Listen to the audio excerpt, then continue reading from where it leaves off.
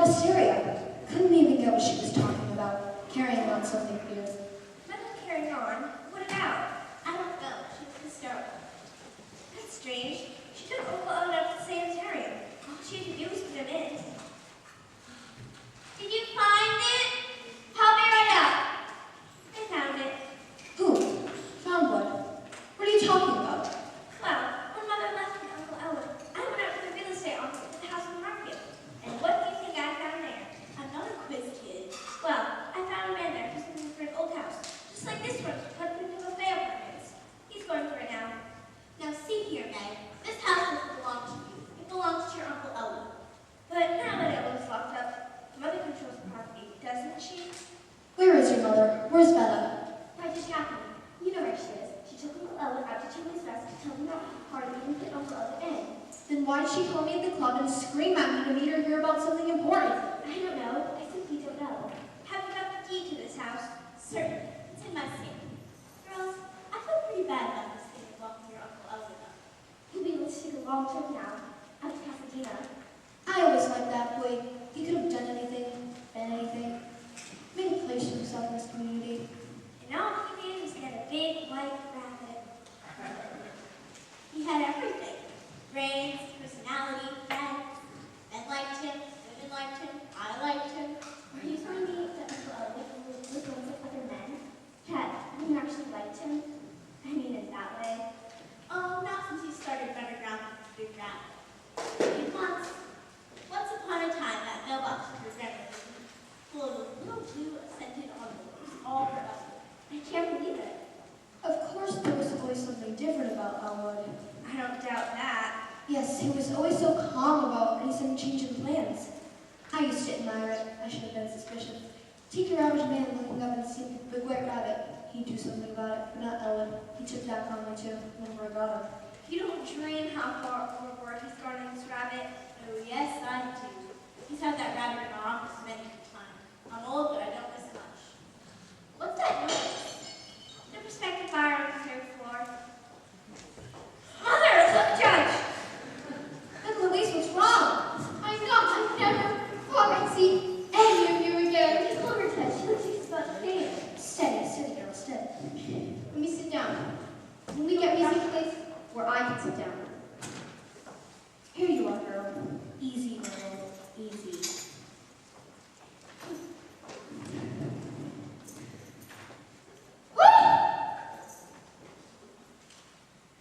Oh, the gas bill.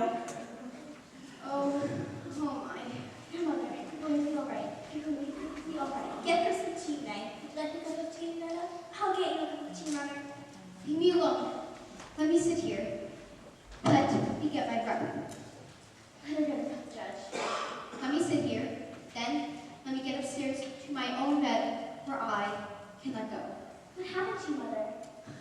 Olivia, I want to sue them. They put me in and let Elwood out. What's this? Just look at me. But why? What did you say? What did you do?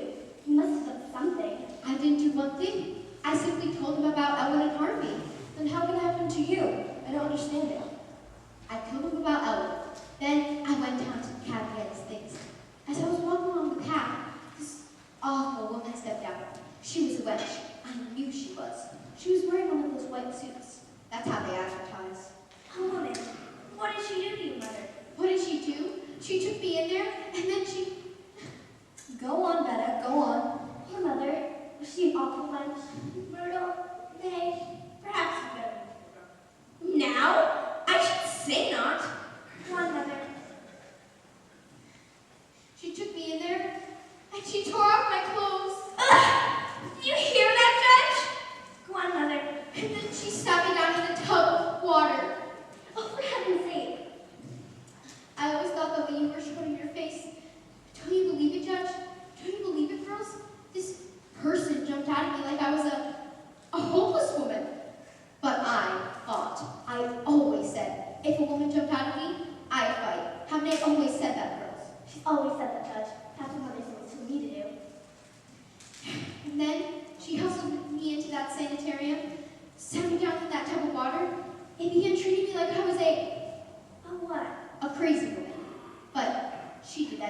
spite. Well, I'll be.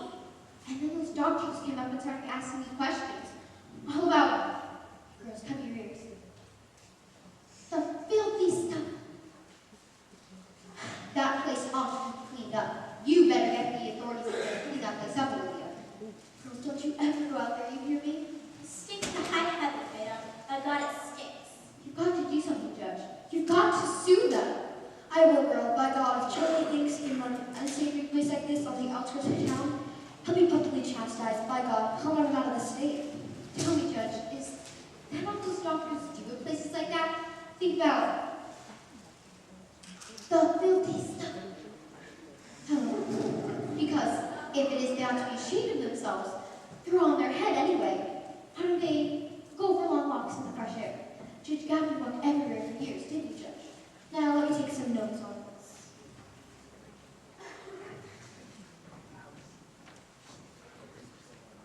You said these doctors came up to talk to you. Dr. Chumley. What was the other doctor's name? Sanderson. But don't listen to anything she tells you.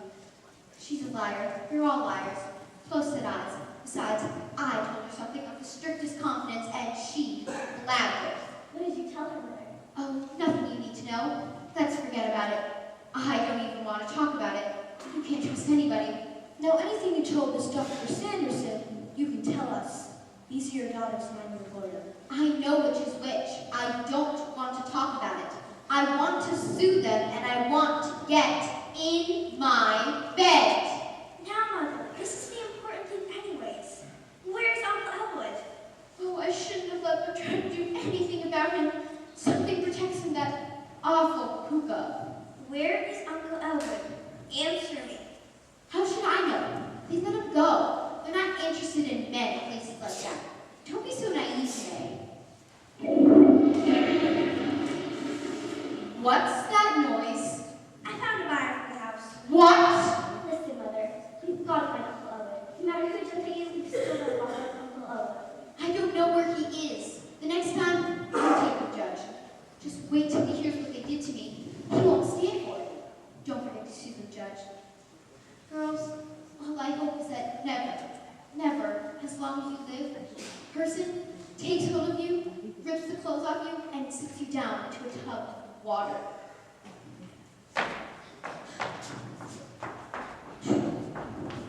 Now see, Mother knows everything. No matter what happens out there, Uncle Elwood is still on around with Harvey. The thing for me to do is to take some more notes. This is all Uncle Elwood's fault. He found out what she was up to, and he had her kid. Then he ran. Oh, don't talk like that. Your uncle puts the world and all of your mother. Ever since he was a young boy, he always wanted to share everything he had with us. I'm not giving up. We'll get detectives. We'll find him. And besides, the very thing's not something for us. He has no idea what we have to put up with. Wait till you see something that Uncle Elwood brought home about 6 months ago, and we hid it out in the garage. Wait till you see it, Judge. I'm going upstairs to talk to Veda. There's more in this than she's telling. I sense that. Wait till I show you. All right, I'll wait.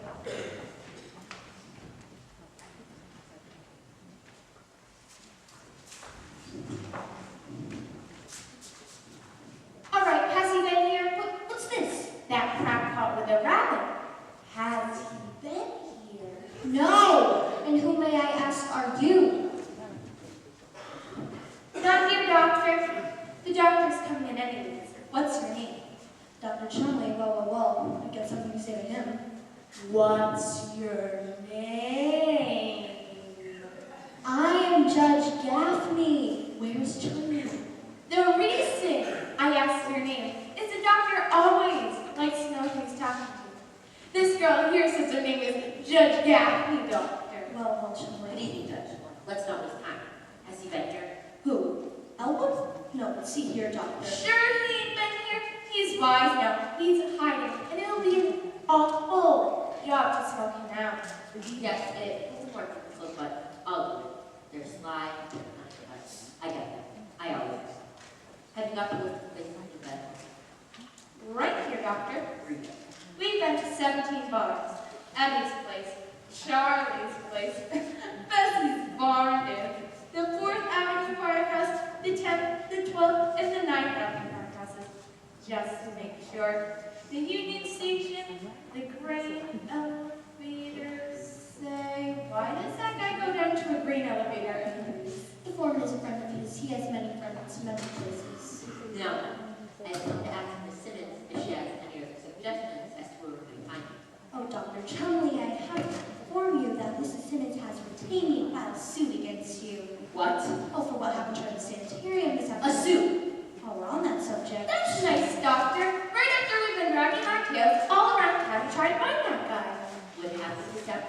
was an unfortunate mistake, and I've discharged my certificate. I'm personally willing to leave this case. It interests me. My interest is something no man can provide. You can ask any of them. But this business is after Water water. under the dam. This is how I see it. How I see it, the important thing is to get this man back to the center, where he belongs. That's right, Ted. That's just what I think. Let me introduce Miss Myrtle and May Simmons, Mr. Dowd's nieces, and Mrs. Simmons' daughters. How do you do, Dr. How do you do this, Simmons? Hiya, girls. Now then, may I talk to Miss Simmons? Oh, no. Mother won't come down here. I know she won't. You just try to get her down here to talk to the judge. But see here, your mother was manhandled. She was, God knows what she was. The woman's approach to her was not professional. It was personal. Wilson, this is a serious charge. Doctor, I've been with you for 10 years. Are you going to believe me? Or What's your name again? Gaffney, Judge Olivia Gaffney. this old-lister Gaffney? Me in a game who sees a rabbit. It's not Mrs. Simmons who sees the rabbit. It's her brother. Yes, it's Uncle Elwood. Dr. Chubby, if you'll come with me. Yes, of course. Wilson, I have a situation here. Wait for me.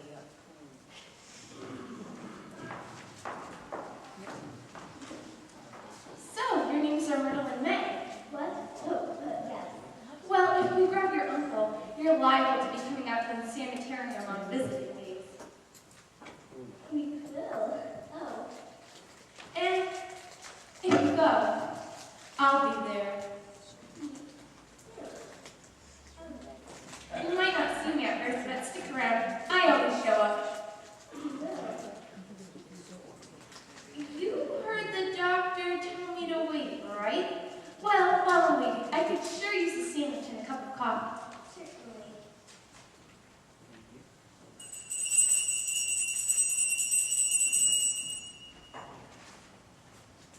Can you please have a coffee and a sandwich? Right away. You know what, May? You're all right. What? The doctor noticed it right away. You don't miss a trick. Tell you something else, Myrtle. What? You not only got a nice sense of fashion, but you got something else too. What? You got the screwiest uncle that ever stuck his ass into our nut house.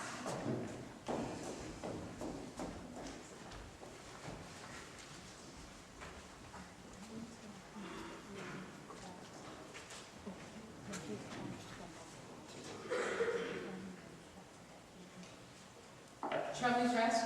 Is Dr. Chumley there? Oh, this is Mrs. Chumley. Tell me, Mrs. Chumley, were you able to locate Harvey? No. Don't worry about it, I'll find him. I'm sorry I missed you at the clerk hospital party. The people were all charming, and I was able to leave quite a few of my cards. I waited until you phoned and said you couldn't come because a patient had escaped. Where am I? I'm here, but I'm leaving right away. I must find Harvey. Well, goodbye, Mr. Chumley. My regards to you and anybody else who happens to run into you. Goodbye. Oh, there it is.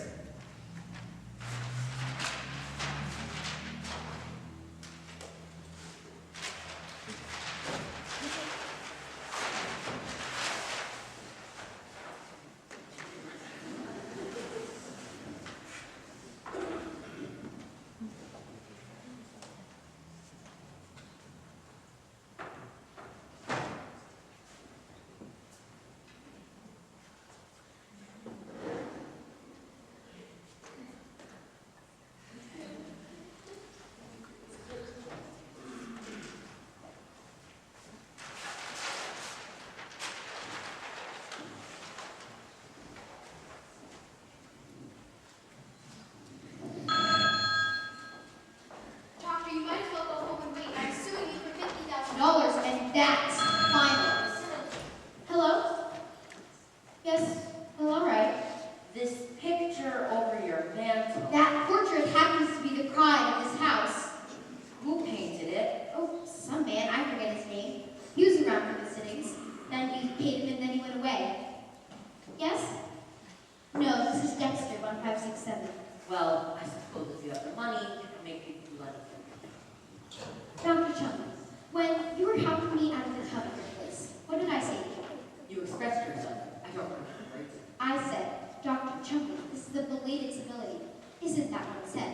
Yes, you said something of this sort. Well, you brought it up, so you might as well learn something quick. I took a course on art last winter, and the difference between a fine oil painting and something mechanical like a photograph is simply this. A photograph shows only the reality, but a fine oil painting shows not only the reality, but the dream behind it. It's our dream that keeps us going. It's what separates us from the beasts. I wouldn't be living if I knew life was just eating, sleeping, and taking off your clothes, and, well, putting them back on again, of course. And, oh, doctor, hold me. Steady now, steady. Don't get excited. Everything's all right. Now, what's the matter? Doctor? That is not my mother. Well, I'm glad to hear that. No, doctor, it's been here. It's been here. Better be quiet. I'll take it. Hello? Yes. Who's calling? Listen, it's your brother. Oh, let me speak to him. Don't tell him I'm here. Casual. Hello, Elwood. Where are you? Oh, hold on just a minute. He won't tell me where he is. He wants to know if Harvey is here. Tell him Harvey is here. But he isn't. Humor him, Miss Simmons. We've got to humor him.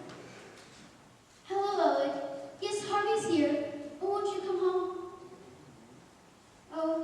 Oh well. All right. He won't come home. He wants me to call Harvey to the telephone. Say Harvey can't come to the telephone. Say he's in the bathtub. The bathtub. Say he's in the bathtub and he can't come to the phone, but we'll send him over. That way we'll find out where he is. Oh, doctor. You've got to go visit him. You've got to. Hello, Elwood. Yes, Harvey can't come to the phone right now. He's in the bathtub. I'll send him over as soon as he's dry. Where? Where are you? Did he hang up? He says Harvey just walked in the door. He told me to check the bathtub. Must be a stranger. But I know where he is. He's at Charlie's place. That's the bar at 12th and Main. 12th and Main House. 2 down and 1 over. Doctor, where are you going? I'm going to get this man and bring him back to the sanitarium, where he belongs. Oh, no, doctor, send one of your attendants. I'm warning you. But Miss Simmons, if I'm help your brother... He cannot be helped. There is no help for him. He must be picked up, locked up, and left. You consider your brother a dangerous man. Dangerous? Why? Well, I won't tell you why. But why would I be asking for a permanent commitment for him? Then I must see the expression on his face as he talks to his rep. He does talk to the rep. He tells him everything. Why? I said, of course, he talks to him.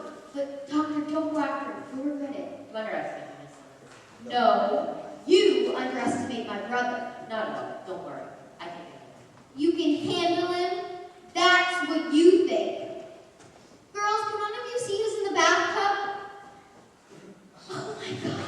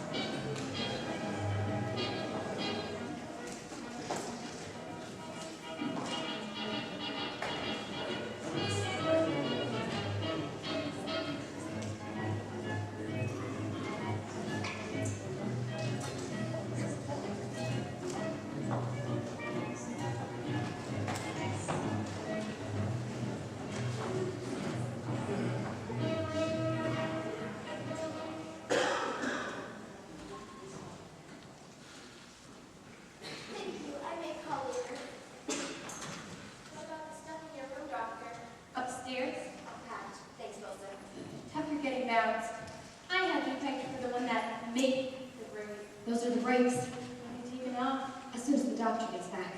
Did you get a report back yet from the police accident bureau, Helen? Not yet. I just got off the phone with the downtown dispensary. They haven't seen anything. It's beginning to smell awful funny to me. 4 hours it's been gone, and not a word from it. Doctor, I may not see you again, so I want to wish you a lot of luck. I'm mighty sorry you're not here. Thanks, Wilson.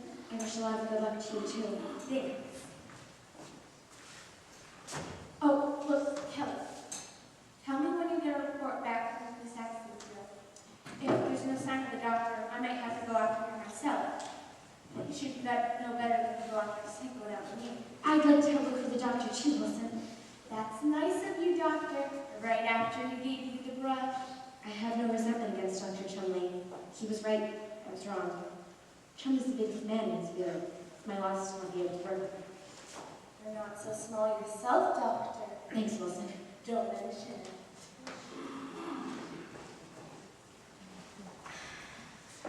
Dr. Sanderson? Yes? I would just like to say that I wish you a lot of luck and I'm sorry to see you go. Are you sure you can spare these good wishes, Miss Kelly? You know what? On second thought, I guess I can't.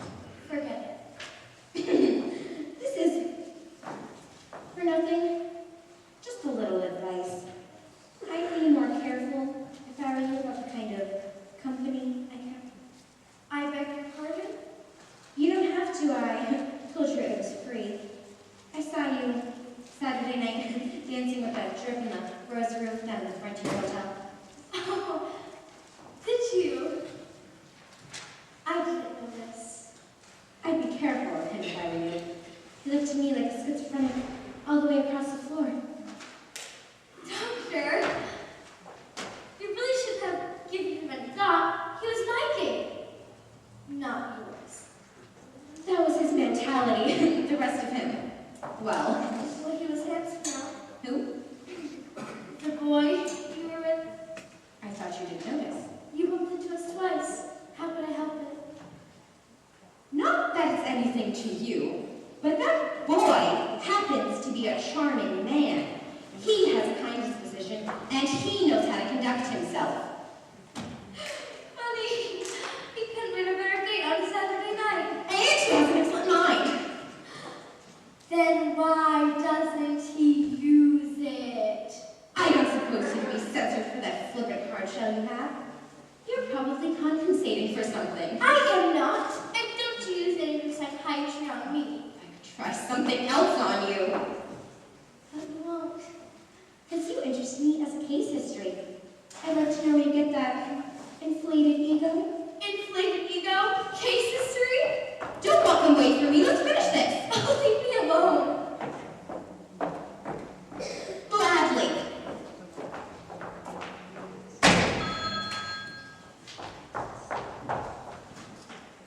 Charlie's rabbits.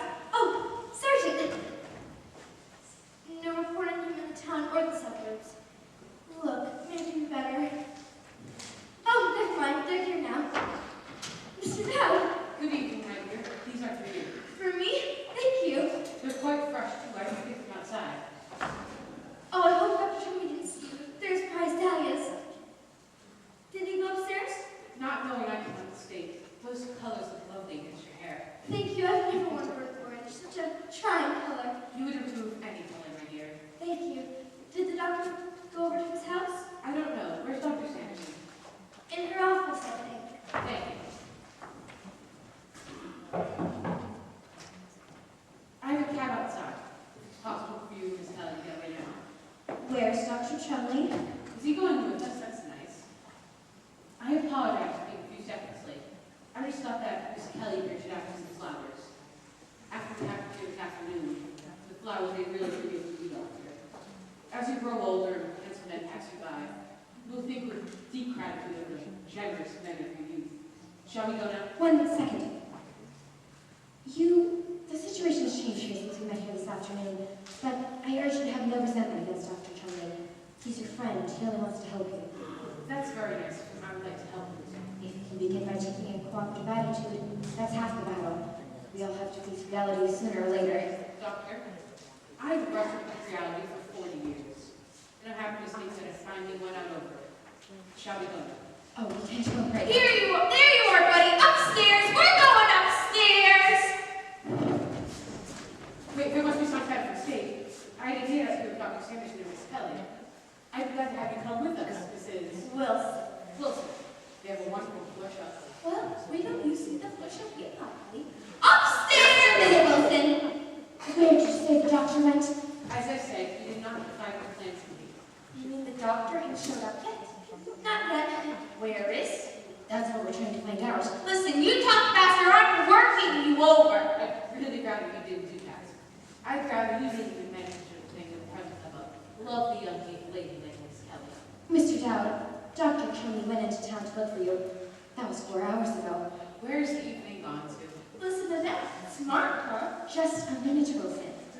Where did you say the doctor went? Did you see him? He went down to Charlie's place. It's a good spot.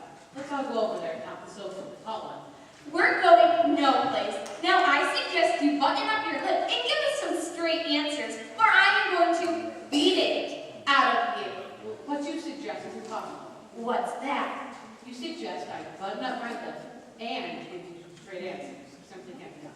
Let me handle this, Wilson. We'll handle it then, but find out where the doctor is. You say that you saw the doctor at Charlie's place? Yes. He had asked for me, and naturally, the proprietor got him over and left him. We exchanged the conventional greetings.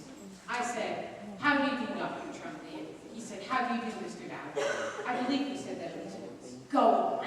I am trying to be factual. I then introduced him to Harvey. To who?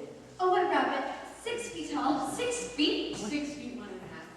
Fool around with him, and the doctor's probably someplace bleeding to death in a ditch. If those were his plans for the evening, he didn't tell me.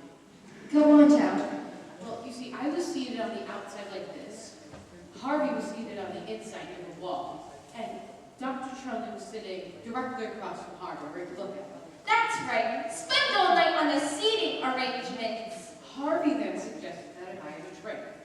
Knowing that he doesn't like to drink alone, I suggested to Dr. Trumley that we join him. And so, We joined him. go on. We joined him again. Oh, skip all the joining. You're asking me to skip a large portion of the evening. Come on.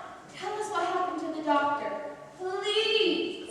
Well, Dr. Trumley and Harvey got into a conversation. Quietly at first. Later it became rather heated and Dr. Trumley raised his voice. Why was that? Well, you see, Harvey seemed to feel that Dr. Trumley should assume part of the financial responsibilities of the joint, but Dr. Trumley didn't seem to want to do that. Oh, I can't believe that part of it. Where did they go? I mean, where did the doctor go? Well, I agreed to take the whole thing because I didn't want any trouble. We go down to Charlie's quite often, Harvey and I, and the proprietors are fine and interesting approach to life. Then the other matter came up. Quit the damn double talk and get on with it already. Mrs. Wilson, you're a sincere type of person, but I must ask you not to use that kind of language in the presence of Miss Kelly. You're right, Dowd. And we're sorry. You say another matter came up? Yes, there was a beautiful blonde woman, Miss Sniffles, and her escort seated in the booth across from us. Dr. Trumley went over to her and tried to explain that they had once met in Chicago. Her escorted Dr. Trumley back over to us and said it would be better for him to mind his own affairs. Does he have any? Does it happen in what? Does he have any affairs? How would I know? Please hurry, Mr. Todd. We're all so worried. Well, Dr. Trumley tried to convince Harvey to go with him over to Blind Chicken Inn, but Harvey wanted to go to Eddie's instead. While they were arguing about it, I went to the bar to have another drink. When I came back, they were gone. So you satisfied? You got his whole story. You're lying and you know it. I never lied, Mrs. Wilson. You've done something with the doctor and I'm finding out what it Don't is. touch him, Wilson. Well, maybe he isn't lying. That's all this guy is. It's a bunch of lies. You two don't believe the doctor sitting there talking to a big white rabbit, do you? And why not? Harvey was there. At first, the doctor seemed a little frightened of Harvey, but that gave way to admiration as the evening wore on. The evening wore on was the next expression. With your permission, I'll say it again. The evening wore on. With your permission, I am going to launch my fist down your throat. Mrs. Wilson, don't you have any friends you can play with? The nerve of this guy. He couldn't come down here with an ordinary case of DTs. No, he had to come down here with a 6-foot white rabbit. Well, stimulating is all this is. I really don't want to get going.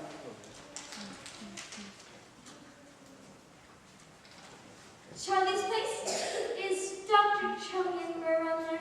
Who's with Mr. Dowd? Well, don't bite my head off. My, that man is mad. He said that Mr. Dowd comes any time, but his friend does not. Oh, yes, that's Mr. McNulty, the bartender. He thinks very highly of me. Now, how about we all go down to Charlie's and have a drink? Wait a minute. Mr. Dowd? Yes, my dear. May I hold your hand? Yes, if you'd like. You see, Mrs. Shirley is so worried. Something must have happened to the doctor. Won't you please try to remember something, anything that could help her? For you, I would do anything. I would almost be willing to live my life all over again. Almost.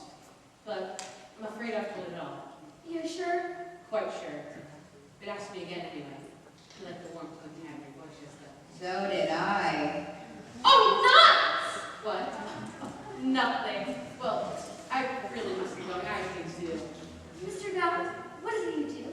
Well, you see, Harvey and I will sit in the bars, we'll have a drink or two, and live the jukebox. Soon, the faces of other people, they turn towards me and smile. They're saying, "We don't know your name, mister. You're a lovely fellow." Harvey and I warm ourselves in all of these golden moments.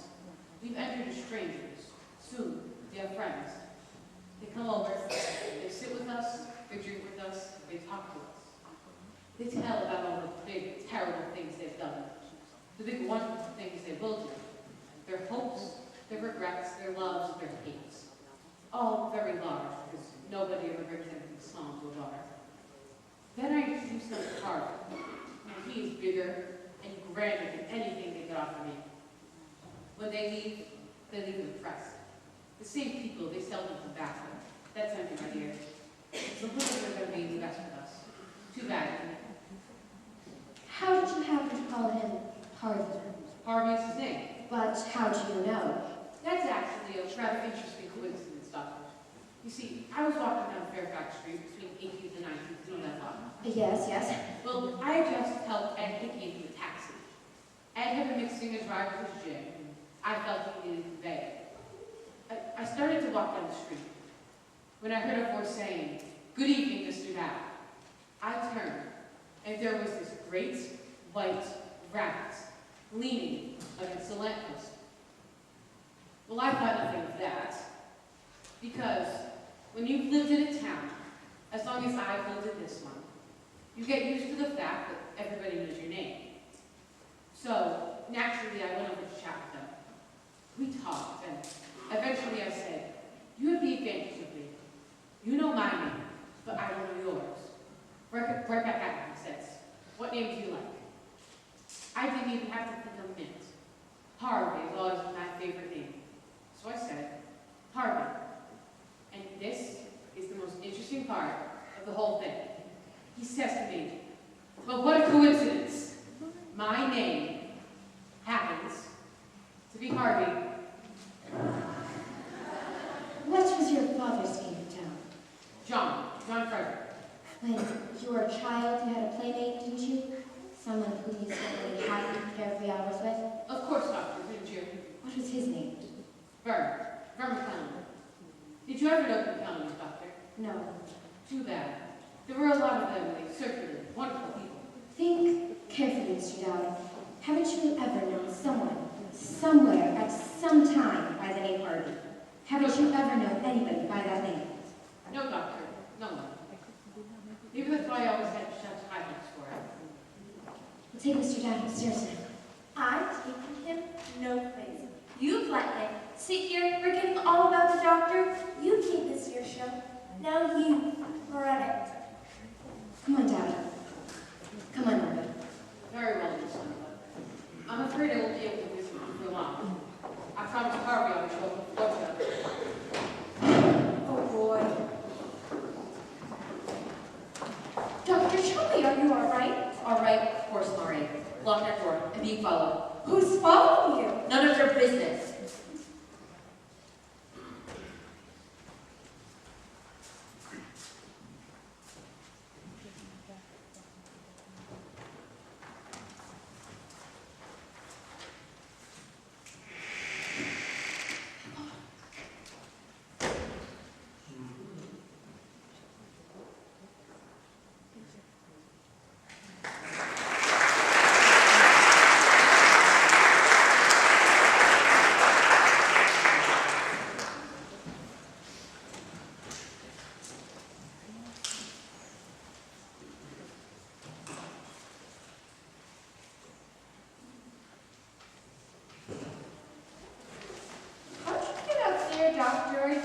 you going there? I went out to my window. Wilson, don't leave me. No, doctor. Get that man down out of here. Yes, doctor. No, don't leave me.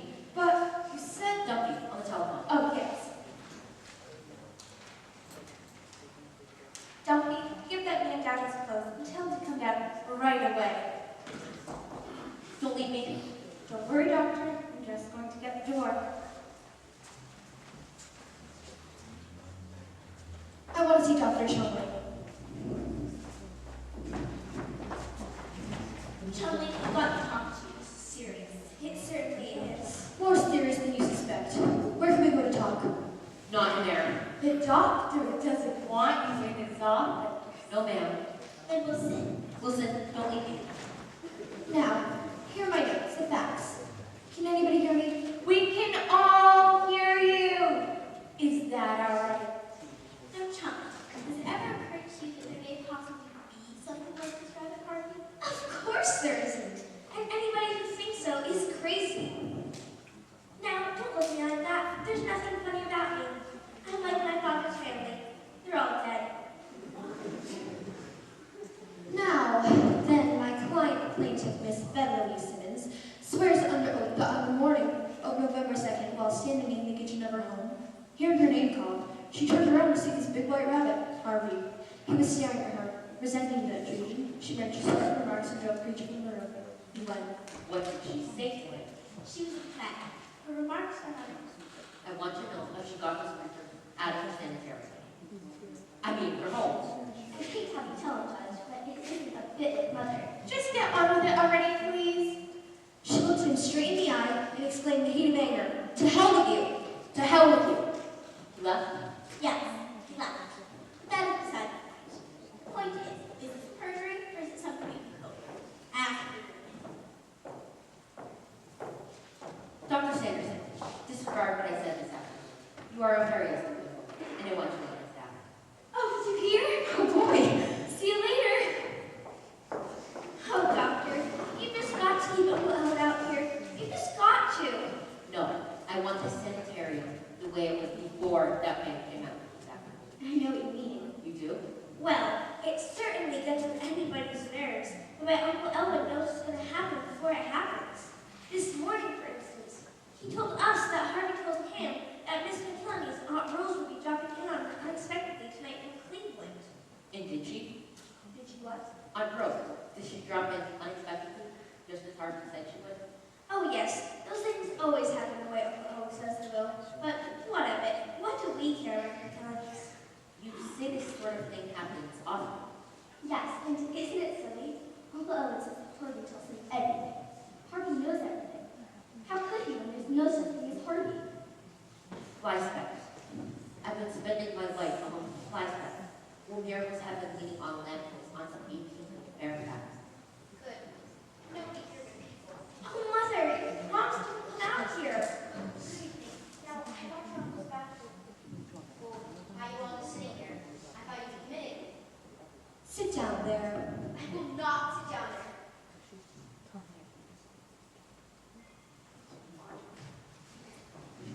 So, are you girls free to hang out on Saturday? Certainly not. I'm sorry.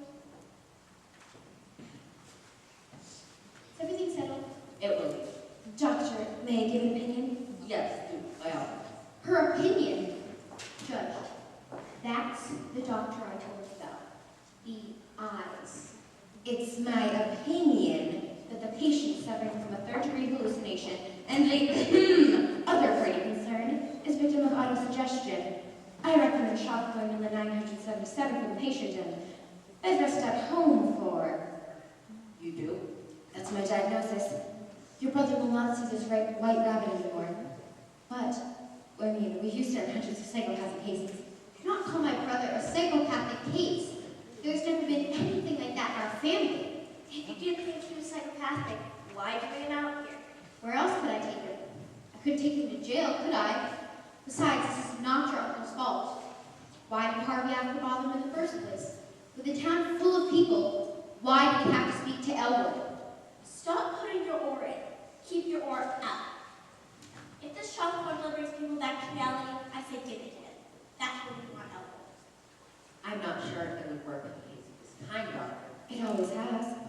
Harvey always follows Ellen home. Does? Yes, but if you give him the formula, he won't see Harvey, and Penny won't let him in.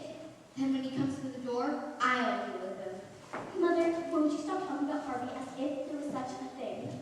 Myrtle, you've got a lot to learn. I hope you never learn it. Here he is.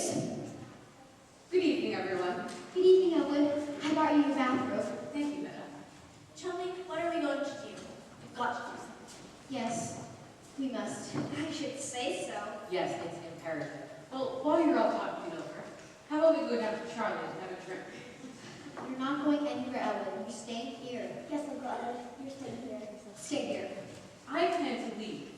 You want me to stay? An element in conflict with any discussion is a good thing. It means everybody's taken part, nobody's left out. I like that. Oh, doctor, how'd you get along with Harvey?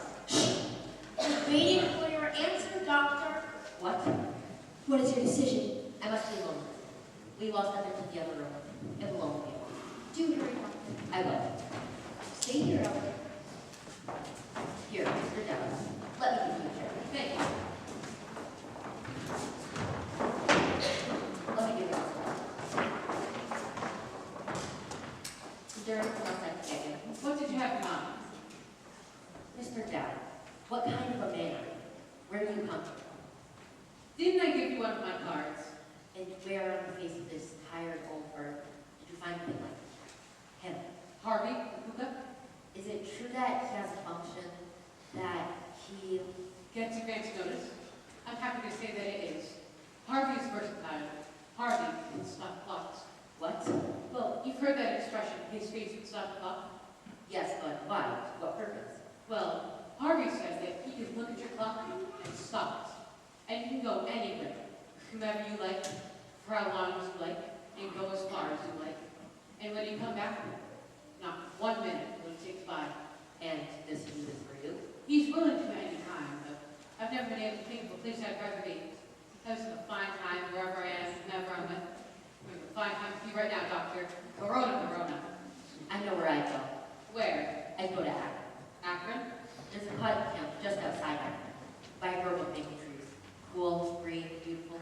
My favorite tree. I would go there with a strange young woman, a quiet, a prisoner. Under a tree? I would send out for cold beer, then I would tell her things I've never told anyone. Things that are locked in here. Then I would send out for more cold beer. No whiskey? Beer is better. Maybe under a tree, but you smell like a highball. I wouldn't let her talk to me, but as I talked, she would let out a hand, stroke my head, and say, "Oh, you poor thing, you poor, poor thing." And how long would you like that to go on? 2 weeks. Wouldn't that get monotonous? Just Akron, beer, and poor, poor thing for 2 weeks? No, no, it would not. I can't help but fear making a mistake and not allowing that woman to talk. If she gets around it all, she might have picked up some very interesting little news items. And I know you're making a mistake with all that beer and no whiskey, but it's your 2 weeks. Cold beer, Akron, one last time. God, Do you think you might like to lie down for a while? no. Would he do this for me? He could and he might. I've never heard Harvey say a word against Akron. By the way, Doctor, where is Harvey? Don't you know? Well, the last time I saw him, he was with you. Oh, he's probably waiting for you down at Charlie's. Yes, that's it. He's down at town. Excuse me, Doctor. Oh, no, not in there. I couldn't leave without saying goodbye to my good friend, Dr. Sanders. Dr. Sanderson is not your friend. None of those people are your friends. And the sister of yours, she's at the bottom of this conspiracy against you. She's trying to have some commitment. She had commitment papers run off. Just this afternoon, she got your power of attorney and the key to your safety box. My sister did all that in one afternoon. Boy, that certainly is a whirlwind. God, haven't you any righteous indications? Dr. Chumley, when I was younger, my mother used to say to me, "In this world, Ellen," she'd always call me Ellen. She'd say, "In this world, Ellen, you can either be oh so smart or oh so pleasant." For years, I was smart. I recommend pleasant. You make both. Just the same. I will protect you even if it means committing her. Would you like me to do that? Oh, no, doctor, not unless Veta wants it that way. Well, I mean, it's not that you don't have a nice place out here, but I feel like Veta will be happier with me and Harvey and the girls. Miss Kelly, Divine your grace is ever bright in this enchanting face. Homage and fidelity. My dear, you will never look lovelier. It'll never feel hot here, Mr. Dowd. I know it. Well, Yes, Doctor. I wonder if I'll ever be able to remember any more of that poem. Say, maybe this rabbit guy is a good one. Kelly never hugged me like that. Ovid is always my favorite poet. all right now, you're discharged. This way out. Wilson, take your hands off that. What? Apologize to Mr. Dowd. Apologize to this crackpot who sees a rabbit. Apologize. Apologize. I'm sorry. That is the door. If I leave, I'll remember. Do women often come up to you and hug you like Miss Kelly did just now? Occasionally, Yes. I encourage it too. To hell with decency. I've got to have that rest. Go ahead and knock. Dr. Sanderson, I couldn't leave without Just a minute. Do you agree with my diagnosis? Yes, call him in. Mrs. Simmons, lawyers, would you step in here for a minute, please?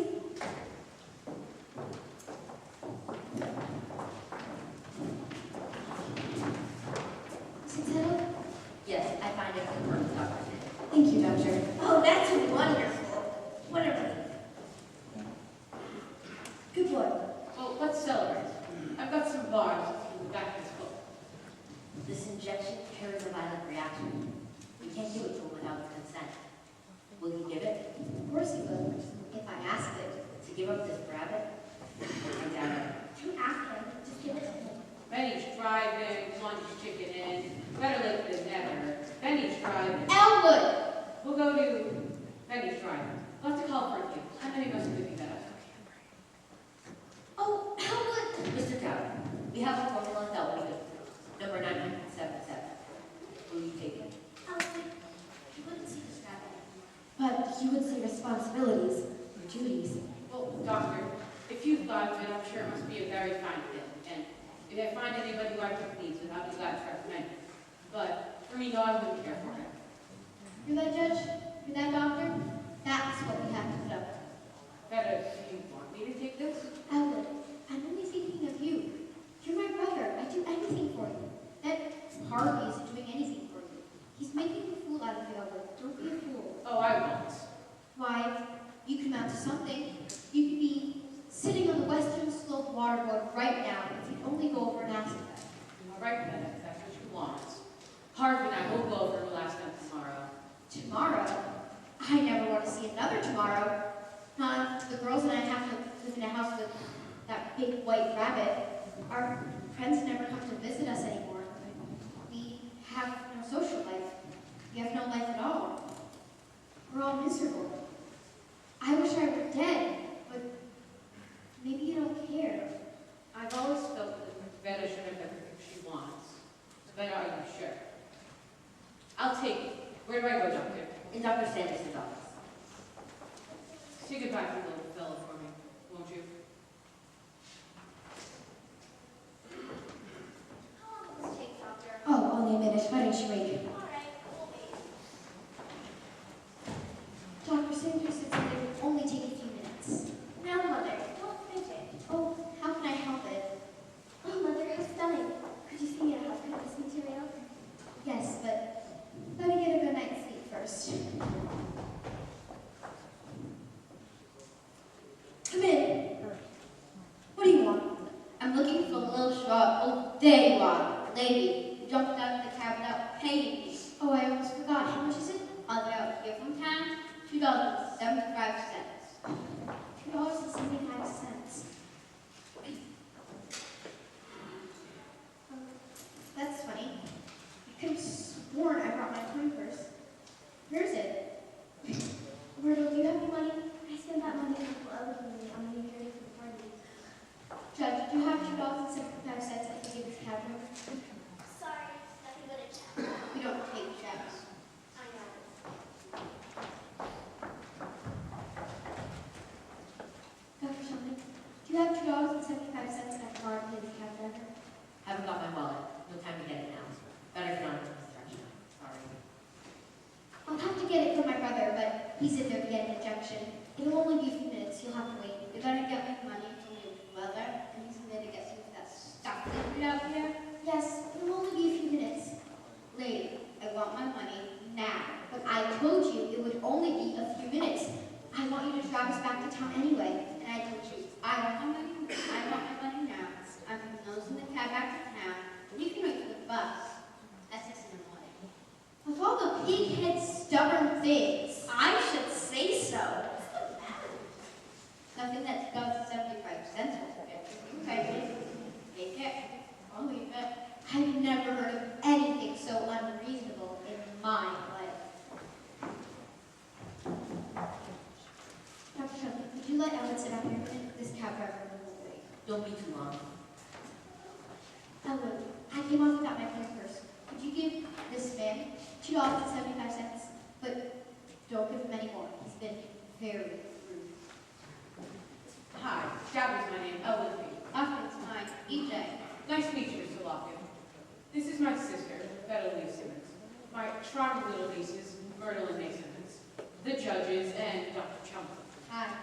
Have you lived around too long? Yes, I've been running all my life. Do you enjoy your work? It's okay. I've been in the Apex cab for 15 years. My brother Joe was driving for Brown Cab City as well. You drive for Apex, your brother Joe for Browns. That's interesting, isn't it, Bella? Here, Mr. Lockett, let me give you one of my cards. Better get on with it, Mr. Dowd. Certainly, 1 minute. Me and my sister and my charming little nieces live to be here at this address. Won't you and your brother come have dinner with us sometime?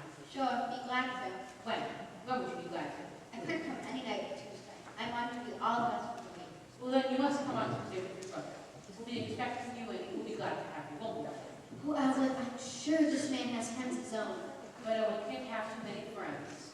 Ellen, don't keep Dr. Chumley waiting. It's rude. Of course. Here you are. Keep the change. I'll go when you see you on Tuesday with your brother. A sweet guy. Yes, but you could have waited. Oh no, listen, lady. I've been driving for 15 years. Everybody wanted to get that stuff back after they had it. It changed them. Well, I certainly hope so. You ain't kidding. They don't just sit back and enjoy the ride. They talk to me. You don't just stop when the sunset and then the threads are flying. You don't just stop and watch the bed when there ain't no threads. Then the sunset and it's waning. You have a slow time and they always get it. But afterwards, Afterwards, what do you mean afterwards, they crap. You help me to watch the lights, watch the parades, watch the intersection. They scream at me down the hallway. They've gotten faith in me over my buggy. That's the same cab, the same driver, going over the very same road. It's no fun and no tips. But my brother would have tipped you anyway. He's very generous, always has been. Not after this will be. Lady, I was good that this will be a perfect normal human being. You know what jerks they are. Glad I met you. I'll wait. Oh, judges, girls. Ellen, get out of there! Mother, stop this! I don't want Ellen to have it. I don't want Ellen that way.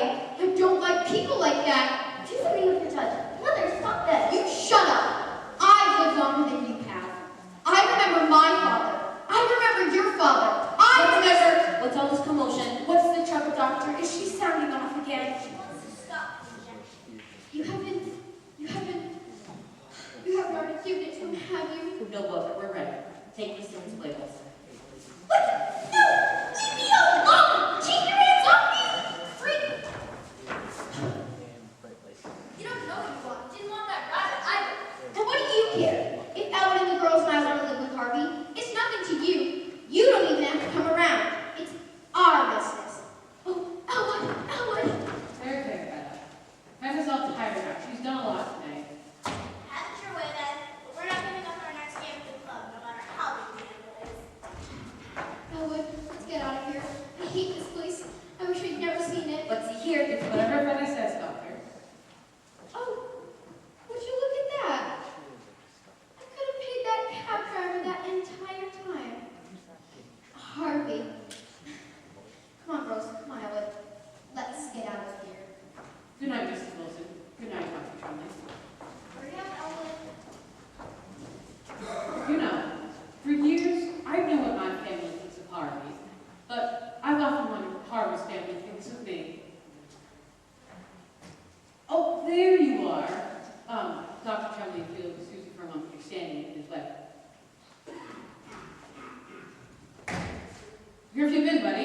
be looking all over for